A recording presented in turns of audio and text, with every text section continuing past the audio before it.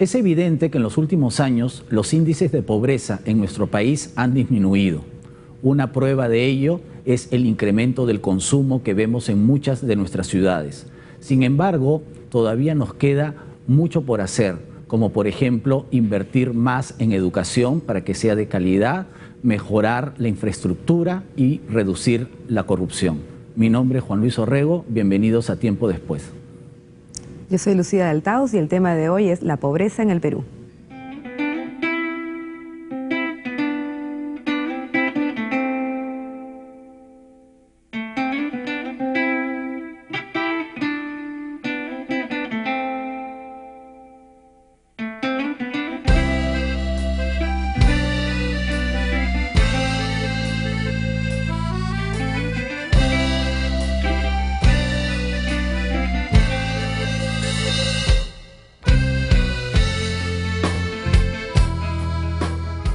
Buenas noches, Juan Luis. ¿Qué tal?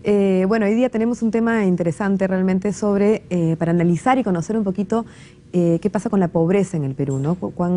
Se habla en los últimos tiempos que realmente hay un índice de pobreza que está bajando, digamos, que estamos mejorando, hay, ¿no?, números muy optimistas, pero es cierto que somos todavía un país muy, muy pobre y sería interesante entender por qué y qué es lo que está pasando, ¿no? Además hay mucha discusión respecto a las cifras y respecto a los criterios para medir quiénes son pobres o quiénes están saliendo de la pobreza, y además salir de la pobreza no necesariamente significa que ya formas parte de la clase media. Así es. Entonces hay una discusión que en realidad es interdisciplinaria porque tiene que ver con la economía, con la antropología, con la sociología y, por qué no decirlo también, por la historia.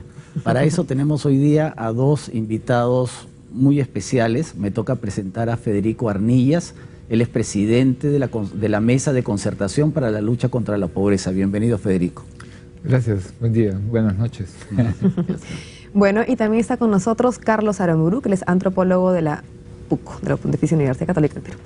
Bienvenido, ¿qué tal? Gracias. A mí me gustaría empezar, yo ya no me quiero remontar a la colonia y menos aún al Tahuantinsuyo, pero en la historia reciente del Perú, la que la mayoría de los peruanos somos testigos, ¿cuál fue la época en que tocamos fondo respecto a la pobreza?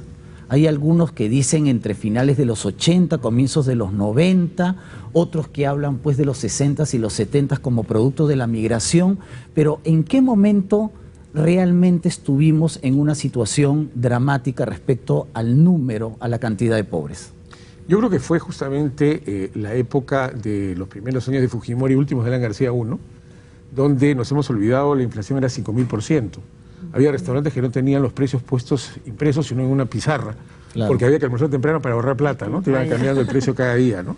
Ahora, quizás un poquito antes de eso, yo creo que la pobreza es como el dolor de cabeza, que la tiene, la siente, pero definirlo es bien complicado. A ver, defíneme el dolor de cabeza, ¿no? Es complicado, ¿no? Entonces yo creo que habría que empezar también diciendo que históricamente la medición de pobreza, los trabajos pioneros se hacen en los años 60, 70, se mide desigualdad, y el INEI, hay que resaltarlo, ha hecho un trabajo muy consistente de hace 15, 20 años, Fico, por lo menos, para medir esto en forma periódica, ¿verdad? Digamos que tenemos información que permite medir de manera relativamente comparable la pobreza monetaria efectivamente en estos 15 años, y cuando uno mira estas cifras, yo diría que los años más críticos están alrededor del año 2000, o sea, las cifras que tenemos de pobreza del 2000 son las más altas del periodo que tenemos, y eso también pasa no solamente con la pobreza monetaria, sino con las formas no monetarias de pobreza, ¿no?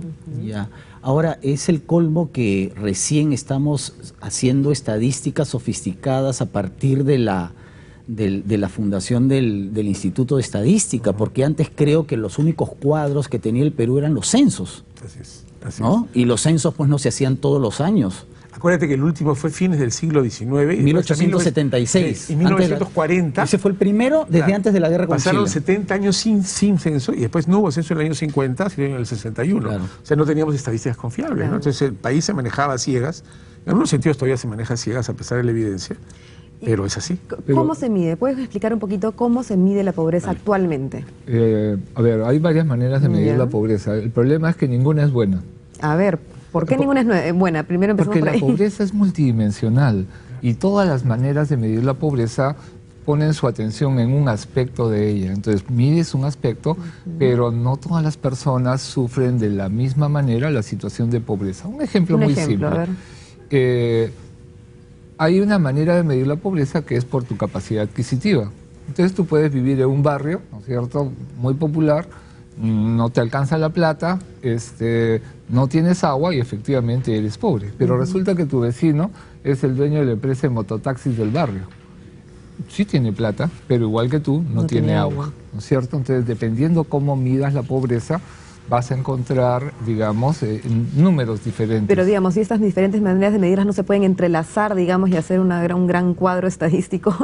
Nosotros tenemos un indicador de ese tipo, que es un indicador de bienestar o malestar, depende de cómo lo mides, porque la encuesta nacional de hogares, que son más o menos 24.000, 25.000 hogares para los cuales se recoge información, te permite ver si hay pobreza monetaria, si hay necesidades básicas, y usan un indicador que se llama déficit calórico, que más o menos lo que ve es cuál es el consumo de calorías del hogar por persona. Entonces, tú puedes aproximarte, ¿no?, a un índice multidimensional teniendo en cuenta estos elementos, pero hay un debate sobre cuál es una buena metodología. ¿Y cuál es el más importante? ¿Cuál es el que más sería el más cercano, digamos? Bueno, el que más se mide, y el que sale en los periódicos, todo el mundo discute, es la pobreza monetaria. Ahora, todo el mundo piensa que se mide el ingreso, no se mide el gasto. ¿Por qué cree? Porque la gente miente mucho más del ingreso que sobre el gasto. Claro, nadie dice honestamente lo que tiene. Pero cuando dice cuánto gastaste, gasté un montón porque todo está carísimo, ¿no es cierto? Entonces el gasto es mucho más confiable. Entonces, ahí sí hay buenas noticias. Yo creo que los peruanos nos encanta la tragedia, ¿no? Yo creo que es un poco griegos, creo yo. Necesitamos tener una mirada bastante balanceada. Lo que dice Fico es absolutamente cierto. Lo paradójico de este país es que la pobreza ha mejorado o no, depende cómo la midas.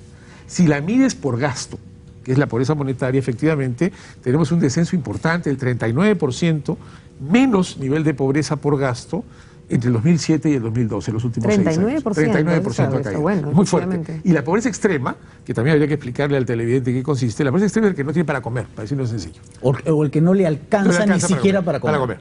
El pobre no extremo es el que le alcanza para comer, pero no le alcanza para lo demás básico, que es pagar la luz, pagar el agua, transporte, exactamente, vestido, lo que fuere, ¿no? Bueno, la pobreza extrema ha caído más que la pobreza no extrema, que es interesante también, un dato casi 47-48%. ¿Por qué? Bueno, eso es una muy buena pregunta, porque además, y déjame primero mirar el dato antes de dar la respuesta y tratar de decir por qué. Lo curioso de Perú es que ha caído de forma muy diferencial. Hay buenas y malas noticias. La buena noticia es que en el medio rural, por lo menos, el gasto está creciendo mucho. Yo creo que eso tiene que ver con los programas sociales más que el mercado. Pero la brecha entre ricos y pobres en el Perú, en vez de bajar, ha aumentado. Era 2.4 veces el año 2007, ahora es 3 veces. ¿Cómo le puedes explicar eso al público? ¿Qué cosa es la brecha? Porque la gente te está escuchando, la brecha ha crecido. ¿Eso en cristiano qué significa? Lo que es, digamos, para la distancia entre el carro que va más rápido y el otro. Entonces, como el crecimiento no beneficia a todos. Unos crecen más rápido y otros se demoran. Entonces, la distancia que hay entre un vehículo y el otro, digamos, se ha Los dos están yendo más rápido. Pero la diferencia, el que iba adelante sigue yendo más rápido que el que iba atrás. Entonces, las dos curvas se han movido, pero se han separado. ¿Te das cuenta? Entonces, y eso es importante porque en toda la investigación más bien social, que es la que yo hago, el tema de la desigualdad es muy importante. Porque tiene que ver con expectativas. Si tu papá te dice, oye, si entras a la universidad te regalo pues un Mercedes, y entras y dices, estoy misio, te regalo un tico, te vas a estar furioso. Si te dice, no te voy a regalar nada, pero si entraste te regalo un tico, vas a estar feliz. ¿No es cierto? El regalo es el mismo, pero la diferencia es la que es odiosa. Entonces, ese es el reto para el país ahora. Ese crecimiento de la brecha me parece que es una constante en economías que se llaman emergentes, porque creo que en Chile ha sucedido lo mismo también. Y le está sucediendo a China, ¿no es cierto? Una cosa que ocurre es que el crecimiento no beneficia ni a todas las ramas de producción ni a todas las regiones por igual. Y entonces efectivamente se generan estas distancias. Y como dice Carlos, hay esta brecha, pero que es de expectativas. O sea, y eso genera una situación de más tensión o de más conflicto. O sea, dicho de manera fácil, el que antes ganaba 10, ahora gana 20, el que antes ganaba 1, ahora gana 2 o 3. Para ser exacto, mira, el decil más pobre rural ganaba mensualmente, o gana mensualmente como 70 soles. Y el decil más rico urbano de Lima gana por persona 3.500 soles. Decil es el 10%, ¿no? Esa es la distancia entre el 10% más rico. Esto de la expectativa me parece sumamente interesante. ¿De dónde nace? ¿Por qué tenemos tanta expectativa? O sea, es natural, es inercia, parte del ser humano tener más expectativas, querer más. Es por culpa de ustedes, por culpa de los medios de comunicación. ¿Ah, sí? No, aquí somos prudentes, ¿eh? ¿No?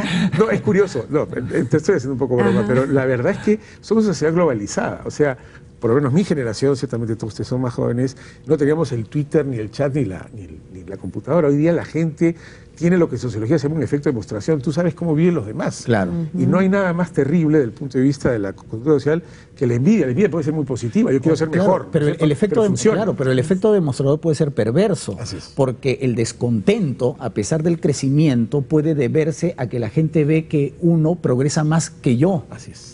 Así es. ¿No? Que yo crezco más lento. Exactamente. Y el otro se está comprando a pesar de que sí crezco, eso es lo que quieren decir. Claro. O sea, no es que no hayas crecido. Por comparación. Exacto. O sea, antes teníamos problemas por ser pobres y ahora tenemos problemas por ser emergentes. Claro. Y además el tema es, acuérdate que ha habido varios presidentes que hablaban de los millones. Exacto, sí. Y eran los millones y los millones y la gente decía, oye, millones, ¿dónde están que no los veo? Hay una perversa tesis que habla del chorreo, y uno les escribió un artículo y decía, no solamente no chorrea, no salpica, ¿no? Esta idea del chorreo es horrible, ¿no? Porque decir que alguien está tomando el vaso, si te chorrea un poquito, te doy lo que sobre, ¿no? Pues. El reto del Perú en los próximos años, creo yo, es el tema de la igualdad, y tiene que ver con algo, si me permiten un poquito de teoría. Yo soy de la generación de los 60 y nuestro sueño hippie era que todo el mundo debería vivir en una sociedad igualitaria. No hay ninguna sociedad que sea igualitaria. Lo que ahora dice la teoría es que lo que el Estado tiene que procurar es la igualdad de oportunidades, o sea, la equidad.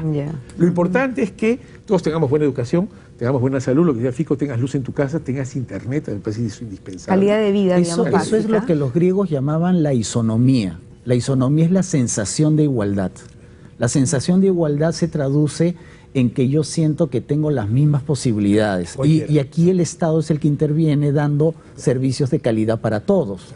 ¿no? Pero tienes que tener también algunos satisfactores que te confirmen esa sensación. Claro. Entonces, los servicios que tú recibes debes sentir que son de calidad claro. y que no te discriminan ni por edad ni por ningún criterio, ¿te das cuenta? Entonces, sí hay una responsabilidad de buen trato. Del Estado. Del Estado hacia las personas, pero también entre los ciudadanos, ¿no? Sí. Ahora, la paradoja, a mis estudiantes en la Católica siempre pregunto, tengo muchos estudiantes de intercambio que vienen de fuera, extranjeros, y la pregunta que siempre les hago es, ¿cuántos de ustedes terminaron en colegios públicos? Los extranjeros todos. Claro, todos. Los peruanos, poquísimos.